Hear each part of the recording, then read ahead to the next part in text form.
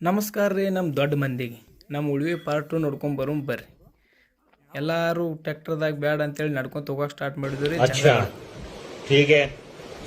ಕಾಡೊಳಗೆ ನಡ್ಕೊಂತ ಹೋಗ್ಬೇಕಾದ್ರೆ ನಮ್ಮ ಮಳೆಯಾವ ಬೋರ್ಡ್ ಬರ್ತಾನೆ ನೋಡ್ರಿ, ಹಾಯ್ ಹಾಯ್ ಹಾಯ್ ಅಲ್ಲಿಂದ ನೋಡ್ಬೇಕಂತೇಳಿ ಹೊಂಟಿದ್ದು.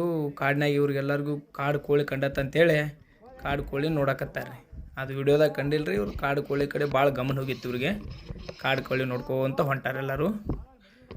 ಅಲ್ಲಿಂದ ಹಂಗೆ ನೋಡ್ಕೊಂತ ಹೋದು. ಕಾಡೊಳಗೆ ಒಂದು 2 ತಾಸು ನಡೆದ ಬಿಡೋಣ ಅಂತೇಳಿ ಹಂಗೆ ನಡ್ಕೊತ ಒಂದು ಹಗರ ಒಂದು 5-6 ಕಿಲೋಮೀಟ್ರ್ ನಡೆದು ರೀ. ಆಮೇಲೆ ಇವರು ನಮ್ಮ ಟೀಮ್ ಲೀಡ್ರ್ ಇವ್ರು ಎಲ್ಲರ ಬಗ್ಗೆ ಇಂಟ್ರೊಡ್ಯೂಸ್ ಮಾಡತ್ತಾರು. ಬಟ್ ದೊಡ್ಡ ಮಾತದಾವ ಅಂತೇಳಿ ಅವ್ರ ವಾಯ್ಸ್ನ ಸ್ವಲ್ಪ ಸೈಲೆಂಟ್ ಮಾಡಿದ್ದು.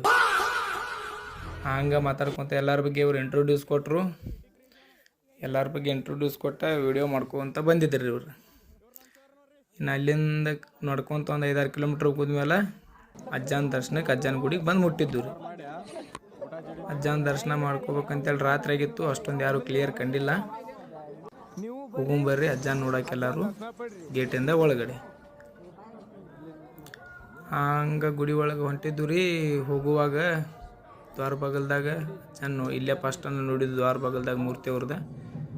ನಾವು ಹೋಗೋ ಟೈಮ್ ಹಿಂಗಿತ್ತಂದ್ರೆ ರೀ ಕರೆಕ್ಟ್ ಅಜ್ಜನ ಮಂಗಳಾರತಿ ಟೈಮಿಗೆ ಹೋಗಿದ್ದು. ನಾವು ಹೋಗಿ ಡೈರೆಕ್ಟ್ ಅಜ್ಜನ ದರ್ಶನಕ್ಕೆ ಬಂದ ಕಾಸ ಅಜ್ಜನ ಮಂಗಳಾರತಿ ಎಲ್ಲ ಮುಗಿಸ್ಕೊಂಡು ಉಳಿ ಶ್ರೀ ಚನ್ನಬಸವೇಶ್ವರ ಎಲ್ಲ ದರ್ಶನ ಮಾಡ್ಕೊಂಡು ಅಷ್ಟೂರು ಆಶೀರ್ವಾದ ಪಡ್ಕೊಂಡು ರೀ. ಮತ್ತು ಮುಂದೆ ಏನಾತ ಅಂತೇಳಿ ನೋಡ್ಬೇಕಂದ್ರೆ ರೀ ಕಾಯ್ತಾಯಿರಿ ನೆಕ್ಸ್ಟ್ ಪಾರ್ಟಿಗೆ. ಮತ್ತು ಸಿಗುನು ನಾಳೆ 3ನೇ ಪಾರ್ಟ್ ಒಳಗೆ.